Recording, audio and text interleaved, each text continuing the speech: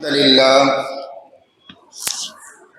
نحمده ونستعينه ونستغفره ونعوذ بالله من شرور أنفسنا ومن سيئات أعمالنا من يهده الله فلا مضل له ومن يضلل فلا هادي له وأشهد أن لا إله إلا الله وحده لا شريك له وأشهد أن محمدا عبده ورسوله أما بعد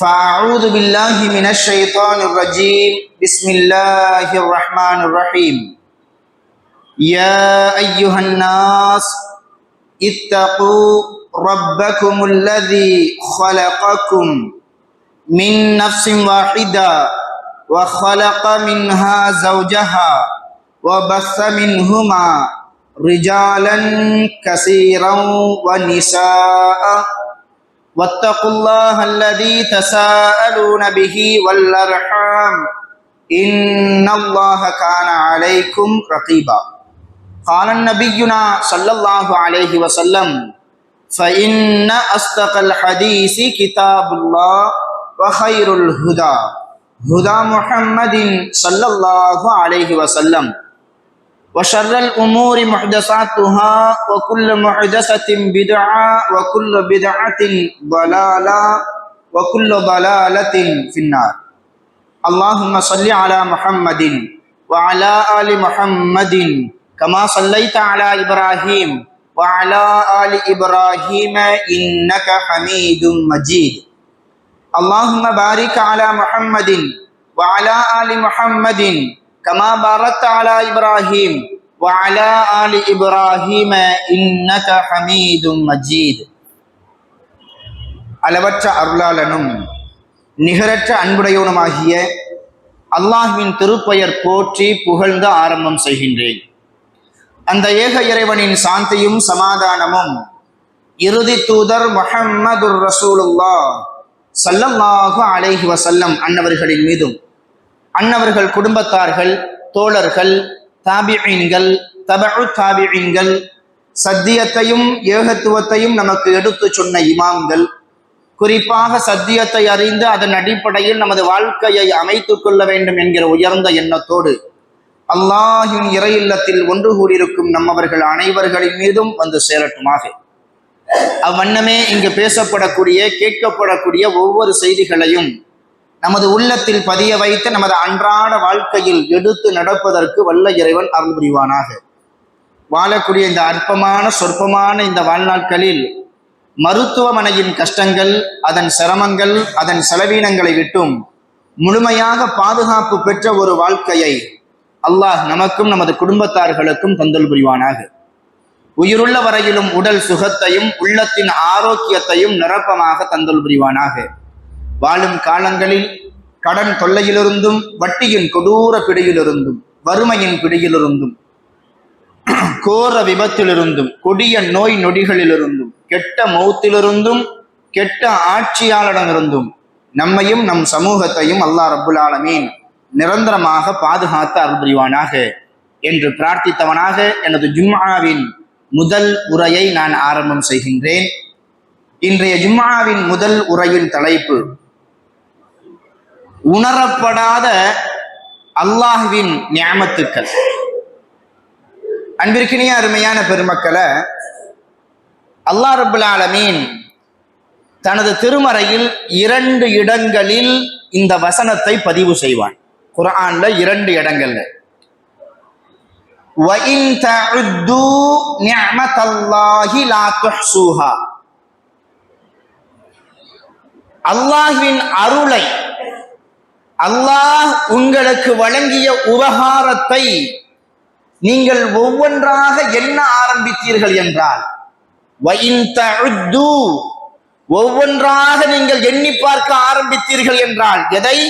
நிஅமத்தல்லாஹ், அல்லாஹ் நமக்கு வழங்கிய ஒவ்வொரு நிஅமத்தையும், லா துஹ்ஸூஹா உங்களால் அதனை எண்ணி பார்த்திடவே முடியாது. உங்களுடைய சிற்றறிவால் அதனை கணக்கிடவே முடியாது என்பதாக அல்லாஹ் ரப்பல் ஆலமீன் தனது திருமறையில் 2 இடங்களில் இந்த வசனத்தை பதிய வைப்பார். இது எவ்வளவு உண்மையான வார்த்தை! அல்லாஹ் நமக்கு தந்திருக்கக்கூடிய ஞாமத்தை, உபகாரத்தை நம்ம எண்ணி பார்க்க ஆரம்பித்தோம் என்றால் நம்மளால் எண்ணி பார்க்க முடியுமா? அல்லாஹ் நமக்கு தந்திருக்கக்கூடிய ஞாமத்தை எண்ணி பார்ப்பது ஒரு பக்கம். சில ஞாமத்தை இது ஞாமத்து தான், இது அல்லாஹ்வுடைய அருள் தான் என்பதனை கூட சில சமயங்கள் நம்ம உணராம சில ஞாமத்துக்கள் நம்ம கடந்து போய்கிட்டே இருக்கிறோம். ஆனால் அந்த ஞாமத்து நம்மிடத்தில் இல்லை என்றால் மிகப்பெரிய நஷ்டவாளியாக நாம் ஆகிவிடுவோம். அந்த ஞாமத்தை தினமும் நம்ம பார்க்கிறோம், பாதிக்கிறோம். ஆனா இது அல்லாஹ் நமக்கு தந்த ஒரு பெரிய ஞாமத்து அப்படின்றத நம்மளால உணரவே உணரல. அதற்காக வேண்டி நன்றி கூட செலுத்துறதில்லை. அல்லாஹ் நமக்கு தெரிந்த ஒரு சூறால ஒரு விஷயத்த சொல்லுவான், இதெல்லாம் ஞாமத்தா அப்படின்னு நம்ம வாழ்க்கையில நினைக்கிற அளவுக்கு இருக்கும். சூரா அல் குரைஷ் இருக்கு பாருங்க. லீலாஃபி குரைஷின் ஈலாஃபிஹிம் ரிஹ்லத்தஷ் ஷிதாஇ வஸ்ஸைஃப். குரைஷிகளை அல்லாஹ் மகிழ்வித்தான் அல்லது பழக்கப்படுத்தினான். எதை கொண்டு பழக்கப்படுத்தினான், எதை கொண்டு மகிழ்வித்தான்? ரிஹ்லா, ஒரு பயணத்தை கொண்டு அல்லாஹ் அவர்களை மகிழ்வித்தான். என்ன பயணம்? அஷ்ஷிதா வஸ்ஸைஃப், கோடை காலத்தில் ஒரு பயணம், குளிர்காலத்தில் ஒரு பயணத்தை அவர்கள் மேற்கொள்வார்கள். அதாவது இந்த அரபியர்கள் வருஷத்தை 2 கூறா பிரிச்சு 6 மாசம் யமனுக்கு போவாங்க, 6 மாசம் சிரியாவுக்கு போவாங்க. எதுக்கு? வியாபாரம் செய்யறதுக்கு. 6 மாசம் சிரியாவுக்கு போறாங்க, 6 மாசம் யமனுக்கு போறாங்க. இப்படி போகிறாங்கல்ல, இதன் மூலமாக அந்த குறைஷிகளை அல்லாஹ் மகிழ்வித்தான். இப்படி மகிழ்வித்ததற்கு அவர்கள் என்ன செய்யணுமா? ஃபல்யஅ்புது ரப்ப ஹாதல் பைத், இந்த ஆலயத்தின் ரப்பை அவர்கள் வணங்கட்டும். அப்படின்னா உங்களுக்கு புரியுதுங்களா? இந்த சூறாவை, இந்த வசனத்தை கொஞ்சம் டீப்பா நம்ம ஆய்வு செய்யும் பொழுது நம்முடைய சிந்தனை ஒரு விஷயத்தை உணரும். வியாபாரத்துக்காக வேண்டி 6 மாச காலம் சிரியாவுக்கு போறாங்க, 6 மாச காலம் யமனுக்கு போறாங்க. இதுக்காக வேண்டி அல்லாஹ் எதற்கு தன்னை வணங்க சொல்றான்? தன்னை வணங்குதல் என்றால் என்ன? எனக்கு நன்றி செலுத்துங்க அப்படின்னு அல்லாஹ் சொல்றான். 6 மாசம் அவங்க எங்க போறாங்க? வியாபாரத்துக்காக வேண்டி போறாங்க, இங்க போறாங்க. 6 மாசம் இந்த பக்கம் வியாபாரத்துக்கு போறாங்க. இதுல என்ன நன்றி செலுத்துதல் இருக்குது அப்படின்னு நம்ம யோசிப்போம். முஃபஸ்ஸிரீன்கள் அழகா சொல்லுவாங்க, நம்ம என்ன நினைக்கிறோம்? 6 மாசம் என்னுடைய திறமையை கொண்டு, என்னுடைய உழைப்பை கொண்டு நான் 6 மாசம் இப்படி சம்பாதிக்கிறேன், என்னுடைய திறமையை கொண்டு, என்னுடைய ஆற்றலை கொண்டு 6 மாசம் நான் இங்க போய் சம்பாதிக்கிறேன் அப்படின்னு மனுஷன் நினைக்கிறான். ரப்பு சொல்றான், 6 மாசம் நான் உன்னை அங்க நீ போறல்ல, அது நீயா போகல, நான் தான் உன்னை போக வைக்கிறேன். எப்படி சொல்றான்? 6 மாசம் நீ யமனுக்கு போற நீ நினைக்கிற, ஆனா நீ போகல, உன்னை நான் தான் போக வைக்கிறேன். 6 மாசம் சிரியாவுக்கு போற நீ நினைக்கிற, நீ போகல, உன்னை நான் போக வைக்கிறேன். அதன் மூலமாக உனக்கு நான் நிஅமத்தை தரேன், அதன் மூலமாக உனக்கு லாபத்தை தருகிறேன். அல்லதி அஃஅனஹும் மின் ஜூ, அதன் மூலமாகத்தான் அல்லாஹ் பசியிலிருந்து உங்களை பாதுகாக்கிறான், பயத்திலிருந்து உங்களை பாதுகாக்கிறான் அப்படின்னு சொல்லிட்டு அந்த வசனத்தை, அந்த அத்தியாயத்தை அல்லாஹ் முடிப்பான். இந்த அத்தியாயத்திலிருந்து நம்ம பெறக்கூடிய ஒரு பாடம் என்னன்னா, நம்மள சில பேர் சிறிய வியாபாரம் செய்யலாம், பெரிய வியாபாரம் செய்யலாம். ஆனா என்றைக்காவது ஒரு நாள் அல்லாஹ் நமக்கு இந்த வியாபாரத்தை தந்திருக்கிறானே, இது எவ்வளவு பெரிய நிஅமத். பெரிய பெரிய சிட்டியில இருந்துகிட்டு பெரிய பெரிய வியாபாரம் பண்றது ஒண்ணு. இப்ப நம்ம ஊரை எடுத்துக்கிடுவோம், நம்ம ஊர்ல இருந்துகிட்டு பெரிய பெரிய ஃபேக்டரிகள் வச்சுட்டு பெரிய கோடிக்கணக்கா சம்பாதிக்கக்கூடிய மக்கள் எவ்வளவோ பேர் உண்டு. அதில் நாமும் ஒருவராக கூட இருக்கலாம். எவ்வளவோ சம்பாதிக்கலாம் ஊர்ல இருந்து. என்றைக்காவது ஒரு நாள் அல்லாஹ் நமக்கு இப்படிப்பட்ட இந்த வியாபாரத்தை தந்திருக்கிறானே, இது எவ்வளவு பெரிய நியாமத். வியாபாரம் இல்லாம எவ்வளவோ திறமைகளை வைத்துக் கொண்டு 10,000 ரூபாய்க்கு 15,000 ரூபாய்க்கு 20,000 ரூபாய்க்கு வந்து என்ன செய்வாங்க, கைகட்டி வேலை பார்ப்பாங்க. நம்மை விட பெரிய அறிவாளிகளாக இருப்பாங்க. ஆனா அல்லாஹ் அவர்களுக்கு மத்தியில நமது ஊர்ல எங்கே நம்ம வெளியில போக தேவையில்லை, குடும்பத்தை பிரிய தேவையில்லை, யார்ட்டையும் கைகட்டி வேலை பார்க்க தேவையில்லை. 10 பேருக்கு 20 பேருக்கு 50 பேருக்கு நம்ம சம்பளம் கொடுத்த ஒரு முதலாளியா இருப்போம். இப்படிப்பட்ட ஒரு வியாபாரத்தை ஏற்படுத்தி தந்த ரப்ப எப்படிப்பட்ட நியாமத்தை அல்லாஹ் நமக்கு தந்திருக்கிறான். அவனுக்கு நம்ம நன்றி செலுத்துறோமா அப்படின்றத நம்ம நினைச்சு பார்த்திருப்போமா? அப்படிப்பட்ட ஒரு வியாபாரம் மிகப்பெரிய ஒரு நியாமத் என்பதாக நம்ம உணர்ந்திருப்போமா? சில சமயங்கள்ல நம்ம சொல்லலாம், அல்லாஹ் எனக்கு ஒரு பெரிய வியாபாரத்தை தந்திருக்கிறான், அதன் மூலமா ஒரு லாபத்தை தரான் அப்படின்னு வாய் வார்த்தையா சொல்றோம். இது உண்மையிலேயே நியாமத்தை ஏற்றுக்கொண்டதற்குண்டான அழகு கிடையாது. அதன் மூலமாக வரக்கூடிய அந்த நியாமத்தை, அதன் மூலமாக வரக்கூடிய அந்த லாபத்தை ஏழைகளுக்கு எப்படி பங்கிட்டு கொடுக்கணுமோ, ஜக்காத்தை சரியா கொடுக்கணுமோ அந்த மாதிரி நம்ம கொடுக்குறோமா? அதுதான். அப்போ நமது வாழ்க்கையிலேயே அல்லாஹ் நிறைய நியாமத்தை நமக்கு தந்திருப்பான். அதை நம்ம உணராமலேயே இருப்போம். அதை நியாமத்தை அப்படின்னு நமக்கு தெரியாமலேயே இருக்கும். இப்படி நமது வாழ்க்கையில நிறைய நியாமத்துகள் இருக்குது. அதுல இன்னொரு நியாமத்தை நம்ம சொல்வதாக இருந்தால், ஒரு கணவனுக்கு நல்ல மனைவி, ஒரு மனைவிக்கு ஒரு நல்ல ஒரு கணவன், இது எவ்வளவு பெரிய நியாமத். ஆனா இன்னைக்கு நிறைய ஆண்கள் இதை உணராமலேயே இருக்கிறாங்க. தன்னுடைய மனைவி கிட்ட அழகு இல்லாம இருக்கலாம், ஆனா அதை ஒரு பெரிய ஒரு விஷயமா எப்பவுமே அந்த மனைவியை பார்க்கும் பொழுது, என்ன நீ உன்னைய போய் நான் கட்டிட்டு வந்துட்டேன் பாரு, இத்தனை வருஷ காலம் உன் கூட குடும்பம் நடத்துறேன் பாரு. அந்த பெண்ணிடத்துல அழகு இல்லாமல் இருக்கலாம், பெரிய அளவுல அறிவு இல்லாமல் இருக்கலாம், பெரிய அந்தஸ்து மிக்க ஒரு வீட்டுல இருந்து வராமல் இருக்கலாம். ஆனா அந்த பெண்ணிடத்துல நல்ல பண்பு இருக்குது, இஸ்லாமிய குணம் இருக்குது. இப்படிப்பட்ட பெண்ணை எத்தனையோ ஆண்கள் மனமுடித்திருக்கிறாங்க.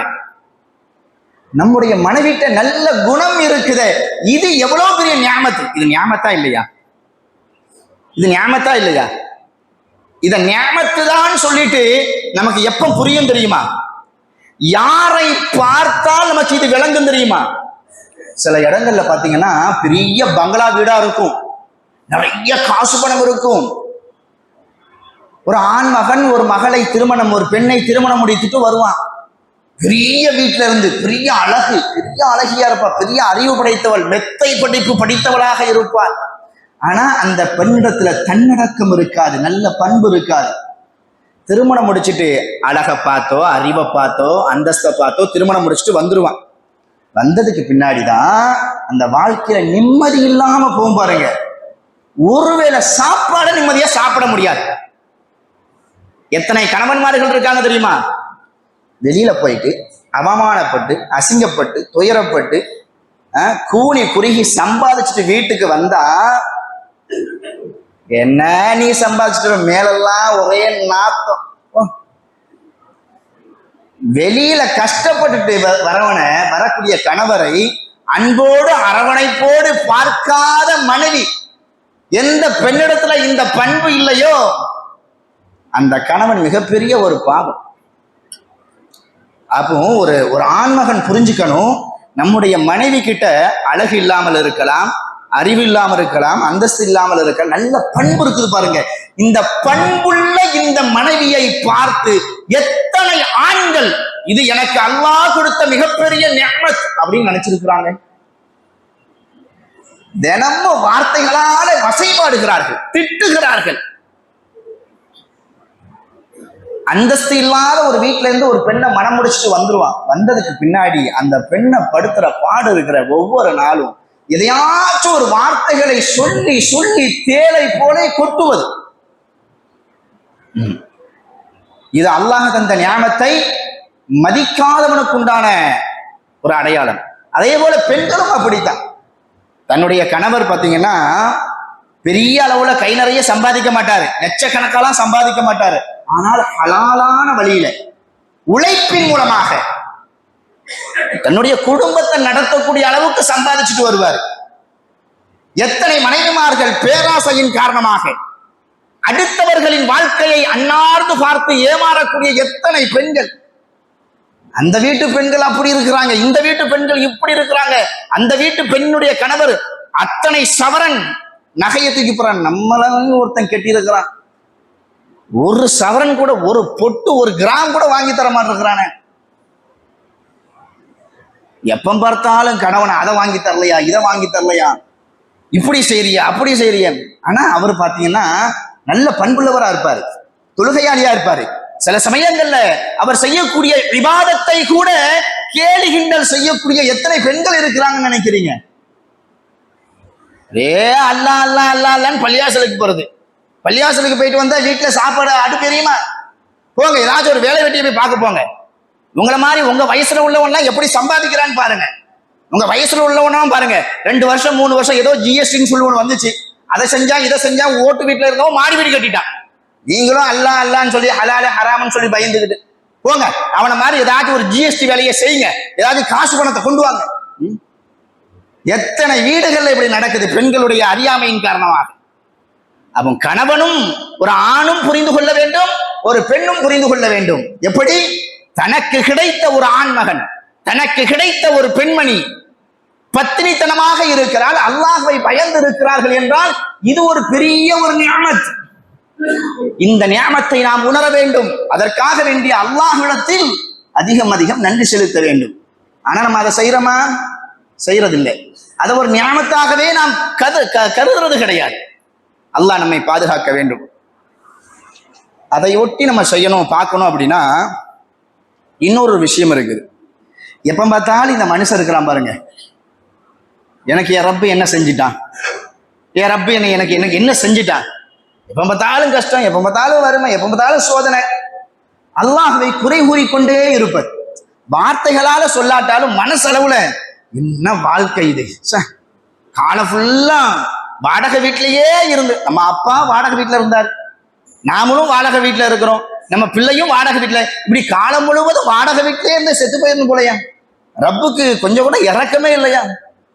ஏதாச்சும் பார்த்துக்கிட்டு செய்யலாமே அப்படின்னு ரப்பின் மீதே அதிருப்தி கொள்வது, அப்படி சொல்லலாமா? ரப்பு நமக்கு இன்னும் எதுவும் செய்யலையா?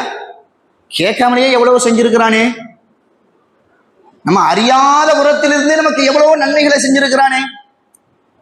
ஒரு அழகாக ஒரு சகோதரர் என் ரப்பு எனக்கு என்ன செஞ்சிருக்கிறான் அப்படின்றத ஒரு சின்ன ஒரு 3 நிமிஷ வார்த்தையில நமக்கு சொல்லி தருவார். ரொம்ப அற்புதமான ஒரு வார்த்தைகள் அது. உன்னுடைய ரப்பு உனக்கு என்ன செஞ்சிருக்கிறான் அப்படின்றத நீ விளங்கணும் அப்படின்னா, ஒரு ரப்பு உனக்கு 30 கோடி ரூபாய் அந்த காலகட்டத்தில் தந்திருக்கிறான் அப்படின்னு சொல்லிட்டு கீழே போட்டார். என்ன 30 கோடி ரூபாய் தந்திருக்கிறானா? அப்பதான் சொல்றாப்புல, உன்னை நீனே சிந்திச்சுப்பார். நம்மளை நாமளே சிந்திச்சு பார்க்கணுமா? அப்படி சிந்திச்சு பார்த்தா என் ரப்பு எனக்கு என்னெல்லாம் தந்திருக்கிறான் அப்படின்றத விளங்க முடியுமா? கண் பார்வை இருக்குது, இது சாதாரணமானதா? கண் பார்வை சாதாரணமானதா? கண் இல்லாதவர்கள், பார்வை இல்லாதவர்கள்ட்ட போயிட்டு இந்த பார்வையினுடைய அருமையையும் இதனுடைய விலையையும் கேட்டால் அவர் சொல்வார். நம்ம உடம்புல எவ்வளவோ ஆரோக்கியம் உண்டு. அல்லாஹ்வின் தூதர் ஸல்லல்லாஹு அலைஹி வஸல்லம் சொல்லுவாங்க, நிஅமதானி மக்பூனுன் ஃபீஹிமா கஸீரும் மினன் நாஸ். இந்த மனிதர்கள்ல நிறைய பேரு அல்லாஹ்வுடைய 2 நியாமத்துக்கள் விஷயத்துல ரொம்ப பொதுமோக்கா இருக்கிறாங்க. அந்த 2 நியாமத்துக்களை சரியான முறையில பயன்படுத்துறதே இல்லை. அந்த நியாமத்துக்களை நியாமத்தாகவே நினைப்பது கிடையாது அப்படின்னு ரசூலுல்லாஹ் சொல்றாங்க. அதுல ஒண்ணு என்னன்னா அஸ்ஸிஹத், ஆரோக்கியம். ஆரோக்கியம் இறைவன் கொடுத்த மிகப்பெரிய நியாமத்தான். இன்னைக்கு நம்ம ஆரோக்கியமா இருக்கிறோம், உடம்புல எந்த ஒரு பிரச்சனையும் இல்லாம இருக்கிறோம்.